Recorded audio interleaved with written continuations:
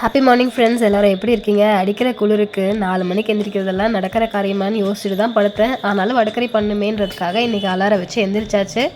நைட்டே ஒரு 4-5 வீடியோஸ் பார்த்து எல்லாத்துலேருந்து 4-5 பிட்டு எடுத்து வச்சாச்சு. இன்றைக்கி அதை வச்சு நம்மளோட நாலேஜ் எல்லாத்தையும் சேர்த்து வச்சு வடகறி பண்ண போகிறோம். பருப்பு ஊறின கேப்லேயே ஒரு குட்டியாக எக்ஸசைஸ், ஒரு 10 நிமிஷம் மெடிடேஷன், அப்புறம் காய்கறி வெட்டுறது, இந்த மாதிரி வேலையெல்லாம் பண்ணியாச்சு. போன வருஷம் வரைக்கும் 2-3 பேர்த்துக்கு சமைச்சனால எப்படி செஞ்சாலும் சாப்பிட்ருவாங்க நம்ம தானேன்ட்டு ஒரு ஜாலியாக கொஞ்சம் ஈஸியாக பண்ணிகிட்டு இருந்தாச்சு. இப்போ 7-8 பேர்த்துக்கு சமைக்கிறனால எல்லாத்துக்கும் பிடிக்கிற மாதிரி பண்ணுமேனு ஒரு ப்ரெஷர் வேறு அப்பப்போ இருக்கத்தான் செய்யுது. கடலைப்பருப்பில் தண்ணி எல்லாம் வடிச்சிட்டு பட்டை, 2 கிராம்பு, ஏலக்காய், சோம்பு எல்லாம் போட்டு மிக்சி ஜாரில் போட்டு ஒரு 2 ரவுண்டு சுற்றிட்டு அதுக்கப்புறமா உப்பு இப்போயே பேசாமல் போட்டுடலாமேன்ட்டு அதுவும் போட்டு அரைச்சி எடுத்துட்டேன். ஆனாலும் இன்றைக்கி ஒரு மிஸ்டேக் பண்ணிட்டேன். தண்ணி நல்லா வடித்த மாதிரி தான் இருந்தது. ஆனாலும் எங்கேருந்து இந்த தண்ணி வந்ததுன்னு தெரியல. மாவெல்லாம் கொஞ்சம் கெட்டியாகிடுச்சு. இது இப்போ வேக வச்சா கட்டி கட்டியாக வருமே, வடை போட்டு எடுத்துடலாமான்னு கூட ஒரு யோசனை இருந்தது. சரி, என்ன தான் நடக்குது பார்க்கலாமேன்ட்டு இட்லி பாத்திரத்தில் தண்ணி வச்சு அதை கொதிக்க வச்சாச்சு. இந்த பக்கம் இட்லி தட்டில் துணியெல்லாம் வச்சு வடகறிக்கு வச்ச மாவை அப்படியே வைக்க வேண்டியதான். நேற்று பார்த்த வீடியோலாம் அப்படியே உதிரி பூ மாதிரி உதிரியாக வந்துச்சு. நம்மளது இப்படி தான் இருக்குது. சரி, வேக வச்சு எடுத்தால் என்ன ஆகுன்னே தெரியலை. போய் வேக வைக்கலான்ட்டு அதையும் வேக வச்சாச்சு. இந்த சைடில் அப்படியே டீ போடுறது, சாப்பாடு வைக்கிறதுன்னு எல்லாமே நடந்துகிட்டு இருந்தது. ஒரு 10 நிமிஷம் வேகட்டும்னு அதை மூடி வச்சுட்டு இந்த பக்கம் அப்படியே பாத்திரங்கள் ஒரு டிபார்ட்மெண்ட் என்னாச்சுன்னு பார்க்கலான்னு வந்தாச்சு. நமக்கெல்லாம் ஒரு லெமன் ரைஸு, உருளைக்கிழங்கு பொரியல்னு பண்ணினாவே பாதி சிங்க் கிட்ட நிரப்பிடுவோம். இப்போ வேறு வடகறி பண்ணுறோம். இன்னும் பொரியல் என்ன பண்ணுறதுன்னு டிசைட் பண்ணல. கிடைக்கிற கேப்லேயே இருக்கிற குட்டி குட்டி பாத்திரத்தை கழுவி வச்சாச்சு. என்னன்னாலும் இன்றைக்கி சமைச்சு முடிக்கிற கையோட பாத்திரத்தையும் ஃபினிஷ் பண்ணிடணுன்ட்டு எல்லாம் பண்ணிட்டேன். கடலைப்பருப்பு கெட்டியாக தான் வந்தது. சரி, இது கையில் உடைக்க முடியாதுன்னு மிக்சி ஜாரில் போட்டு 2 ஓட்டு ஓட்டினோடனே நார்மலாக வந்துடுச்சு. அடுத்தது இந்த சைடு தாளிக்கிறதுக்கு எண்ணெய் ஊற்றி சோம்பெல்லாம் போட்டுட்டு கருவேப்பிலை, அப்புறமா இன்றைக்கி நான் 3 பெரிய வெங்காயம் சேர்த்துருக்கேன். 2 பச்சை மிளகாவும் இதோட போட்டாச்சு. கொஞ்சம் வெங்காயம் கலர் மாறுற வரைக்கும் வதக்கி விட்டாச்சு.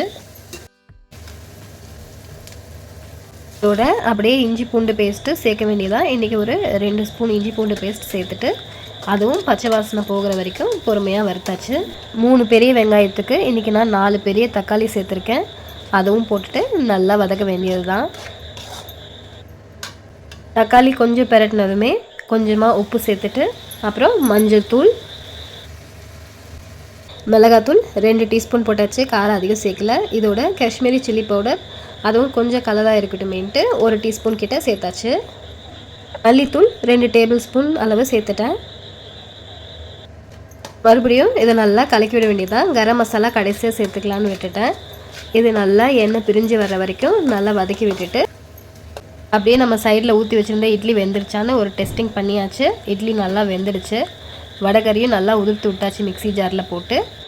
இது நல்லா எண்ணெய் பிரிஞ்சு வந்ததுக்கப்புறம் தண்ணி ஒரு 3-4 கிளாஸ் கிட்ட சேர்த்துருப்பேன். எப்போயும் சமைக்கிறதுக்கு முன்னாடி சுடு தண்ணி வச்சுருப்பேன். அது போட்டால் டக்கு டக்குன்னு முடிஞ்சிருமேன்ட்டு சுடு தண்ணி சேர்த்துப்பேன் தேவையானப்பெல்லாம்.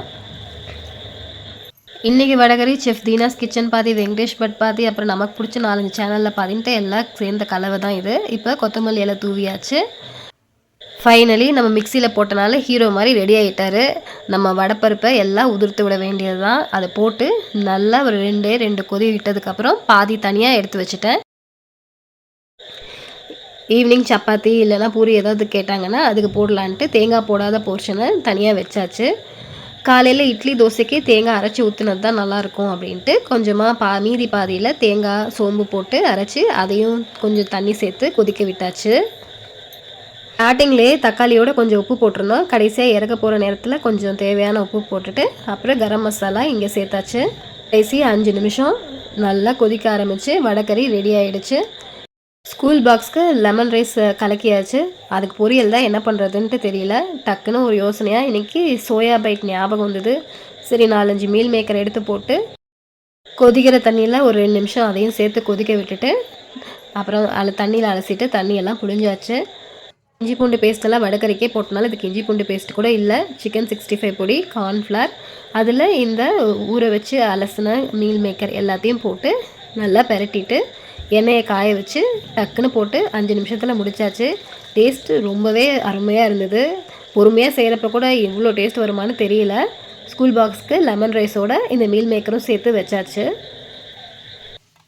ஸ்கூல் பாக்ஸு பேக் பண்ணியாச்சு. ஒரு பக்கம் தேங்காய் போடாத வடைக்கறி, இன்னொரு பக்கம் தேங்காய் போட்ட வடைக்கறின்ட்டு எல்லாத்தையும் தனித்தனியாக எடுத்து வச்சுட்டு ஃபைனலாக எல்லாமே ரெடி பண்ணியாச்சு. கடைசியாக தோசையோட 4 சோயா 65 வச்சு வடைக்கறியோட இன்றைக்கி டே சூப்பராக முடிஞ்சுது.